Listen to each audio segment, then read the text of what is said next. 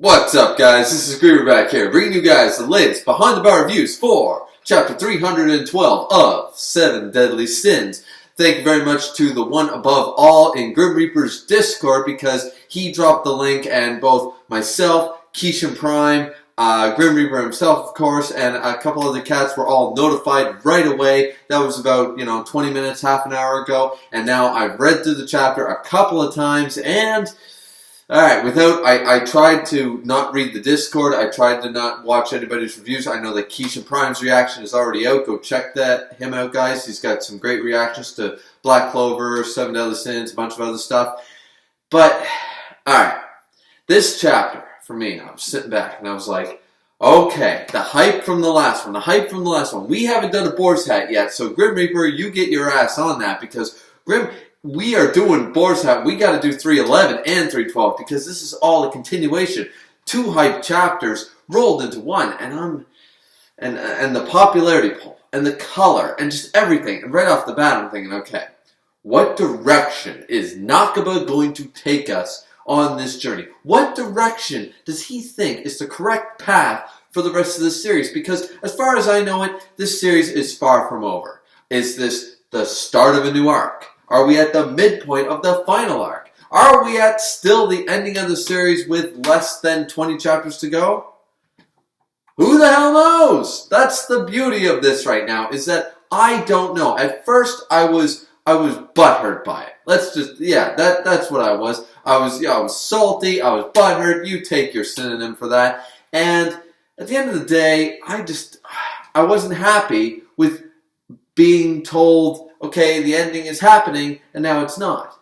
But here we get, alright, so at the beginning of the chapter, we see everyone in the Boar's Hat. And Meliodas is playing off something very interesting here, because everyone's like, Demon King's alive, Demon King's not alive, what's going on? I thought they beat him, blah, blah, blah. And everyone's saying, well, he needed a vessel and stuff. Gother and Merlin already talked about this in the previous chapter. Now, here's where Meliodas goes, I got the faintest idea. I have no idea who the vessel could be. And Elizabeth, of course, gives him a knowing glance, because we both know, both Elizabeth and Meliodas clearly, if not Merlin at least, knows who the vessel is. Of course, it's his brother Zeldris. Then we jump right over to Demon King Zell. Now, Zell is going around, and he's just like we see these people going, if it's not snow, it's hail, what's going on and stuff. And then they see this rugged man walking around, and he goes, yeah, this is kind of unfit, because they're nice people. It kind of reminds me of some Wolverine Origins sort of thing, like, you ran into the barn with no clothes on. Here, son, we'll come help you out sort of idea. Would you like a place to get warm, sonny? Sort of idea. And the Demon King sits back and says, this clothing, it is definitely not my style. And then he drabs himself in a Balrog's the Eye of Sauron going on in his chest piece. He gets himself a cool cloak-looking thing from Darksiders. He's basically, this is Vegeta 2.0. This is the new version of Vegeta. This is a Vegeta-type character, right? Like, we've all seen it in the comments. We all know it's true. This is the Prince of Darkness. This is our Lucifer. This is our Devil May Cry. This is Prince Zeldris as the king. And he looks pretty baller. He looks pretty baller going down in the suit. I'm with it. It's stellar. I'm good with this. But the rest of the chapter, okay, so he tests out his power just for a little crunch. Okay, he can take a whole house and go, alright, but we've seen better feats. We saw better feats in Purgatory. We saw better feats when he fought Bond. So whatever. We're not impressed, right? And then it's kind of like, but it's remarkable, because he says, I thought my power would be lesser because it's not Meliodas. And that's a key point I've been bringing up for a long time, and I brought this up in multiple reviews and discussion videos and on the Boar's Hat podcast, ladies and gentlemen, that the Demon King's plan is stupid from the get-go. If he simply waited for Meliodas, Zeldris was willing and able for way longer, and he chose not to. It just didn't make any sense to me, honestly. If he was looking for a way to escape Purgatory, end Meliodas and Elizabeth, and basically rule over dominance, he had the opportunity throughout multiple arcs, seasons in the past, the whole bit with Zeldris as a willing vessel right then and there, because nobody knew. Cusack didn't know. That's why Cusack did what he did in the last chapter. Zeldris found out and was like, no, don't do it.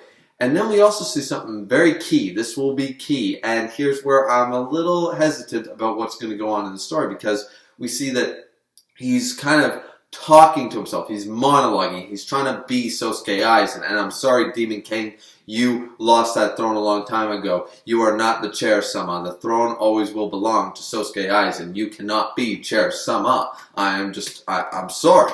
But he's monologuing to himself all about his power and all about how he thought Zeldris' vessel would not be good for him. But in the end, it's with a little bit of practice, a little bit of time, he'll be able to basically bring himself up to full Demon King strength. Okay. The issue here lies in the fact that when he's monologuing to himself, he talks to a Zeldris. And we see Zeldris in one of those darkness, floating in the bubbly water. We've seen this representation in Yu Yu Hakusho, in Bleach, in Inuyasha, in take your pick of manga, in Full Metal Alchemist. Take your pick of any mainstream manga, any shonen, you'll always just see this inner, being sort of thing. Am I dying? Is this heaven? Is this all I've got? They all do it. Beelzebub, they all do it, right? So Zeldris is in this state. It's a one-shot panel, and we see the bubbles form from his mouth. He's still breathing, but it's his subconscious, but he's asleep.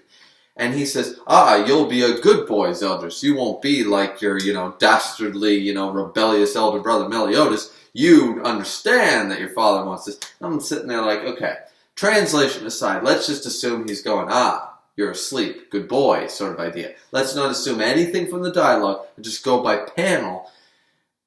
The Demon King is basically being set up for a secondary defeat very similar to a cross between the male Gother thing and what we just saw with the first Demon King fight with the Meliodas mental battle, right?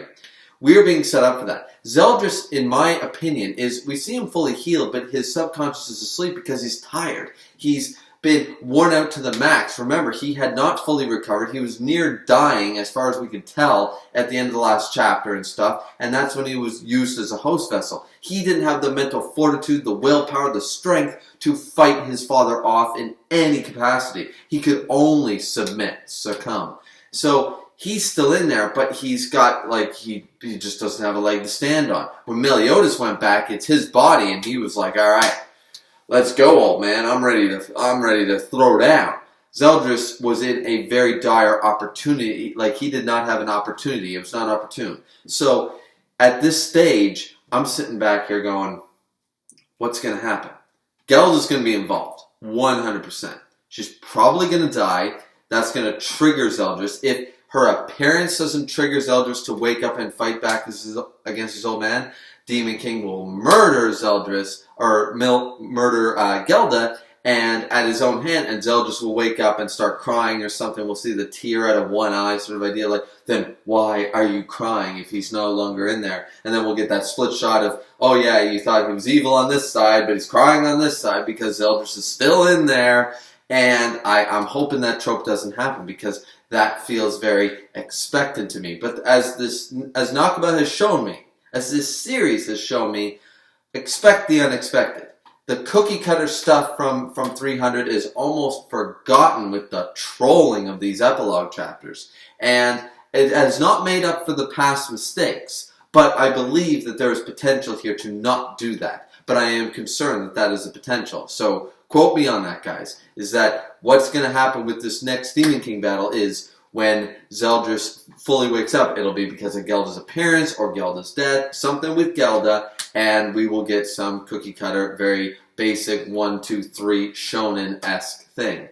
And I hope that's not the case. I really don't, because that will just leave it back up to a simple mental battle where Elizabeth and Gelda, the women, save the day over the heroes, and which was fine the first time, but pulling it again feels fairy tale-esque. So I'm hoping Nakaba doesn't do that. Now, what does the rest of the chapter show us? Well, we get a little bit of some different stuff. We really do, because once he's figured all that out, he senses the presence of something different, and he realizes, oh, well, the 10 Commandments can take care of the sins while I gather my strength. Oh, wait. And he doesn't seem to realize, wait a minute, like, that was a stupid comment. I'm going to wait for proper translation to really remark on that too much. But apparently he said something along the lines of, like, the Ten Commandments should be able to take care of them. Oh, wait a minute, they aren't strong enough or something like that. He mentions the Ten Commandments, and I'm sitting there like, wait a minute. First off, do you not realize that almost all of them are dead? And the fact of the matter is that you have all their Ten Commandments in yourself. That's what created the vessel in the first place, Mr. Demon King. So that made no sense. I'm hoping that line is translated better, but I won't harp on that because I've been called out on that before, is that I did a review based on translation that wasn't necessarily correct, or I read it wrong, or I read into it. So I'm not going to harp on that too much, but that line made very little sense. But then he goes, I sensed another power source. And he goes to the little pillar that Merlin opened last chapter. And he's going to rip it back open. And Merlin's like, don't worry about it, it's fine. Why is Merlin a goddamn game shark when for plot reasons, but she's so goddamn useless and stupid for any other situation? That is poor writing. Merlin is the reason that the writing is put into question in this arc and a lot of Taizai writing. The two core things that have been questioned in Nakaba's writing is Merlin and Diane having 2 to 3 memory lapses. That is the only bad, just no excuse writing that I have seen in Nakaba's. You can question other things, but those are 2 things that are almost non-negotiable. Everyone can almost universally agree that Merlin is not a character, she is a plot device for convenience, and that is it. And right here, this is just brain dead on this brilliant supposed brilliant character's mindset. This made no sense. When they clearly know at the beginning of the chapter the Demon King is alive. This makes no sense. So, anyways, he rips it open. He says, "Come forth, beasts of destruction, demons all fear, Endura." Now, what Endura came through? We see a couple of, it looks like scorpion kind of arms, maybe some spider arms sort of idea, legs, something like that. We're not quite sure. It's probably a never before seen Endura form. We know the Endura are very dangerous. We know that the Ten Commandments and high-ranking demons can sacrifice 6 of their 7 hearts to become Endura forms. Though I don't believe where it was actually stated that one is stronger than the other, but we do know that Endura is enough to tank Archangel class. We know that Endura is dangerous as all hell. They are the pinnacle of evil forces, shall we say, as far as we've been told and aware. If I'm wrong in that, please correct me down below, but I believe that that's the case. Now, so this Endura is coming out. How many are coming out? We've seen the start of one, but potentially this might not be Prisoners of the Sky, the movie. There might not just be one Endura to fight. Maybe Mama Hawk will get involved like that movie, maybe she won't. But there could be multiple Endura coming through this gate. Demon King Zeldristy just ripped it right open. So there's potential for more, and the ruler of the demon realm commands thee, come through sort of idea. So there's a lot going on here. Bon and the rest of them say, okay, we will deal with this, blah, blah, blah. King, everybody, let's go. Escanor and Hawk, you go let the kingdom know, because of course Escanor right now does not have. Someone go tell Mal. If he's still around, as far as we knew, he's still here. Somebody go tell Mal, because the one will be key here. The grace of sunshine is key. If you're not going to give it back to Escanor, which, hey, dude, you borrowed it.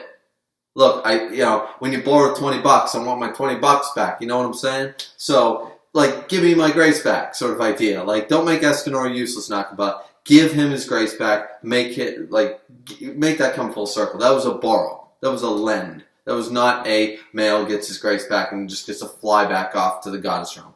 That's not cool with me. So somebody either go find Mal or get Mal to give the grace back to Escanor so we can see some badass fighting against Endura. Now, the other part I want to talk about is the fact that at the end of this chapter, so they take off and Meliodas says, well, wait guys, like, let me help you sort of idea. And Bond says, no, like, Captain, you guys, you have to stay close to Elizabeth. Your power is on par with the Demon King right now. You can, keep her safe, because right now the curse is reactivated. And that's an interesting thing. So the curse, according to this chapter, the curse was reactivated. That makes sense. When he woke back up, he reinstated the curse. That's why the curse was back there after he already destroyed it. And it's slowly restored. Now, I know this would get tiring, but potentially we saw him destroy it. It just slowly started regenerating again. So does that mean that from the time of the thing restored, it takes 3 days? Like, I'm very curious about this curse right now. Can the curse do that?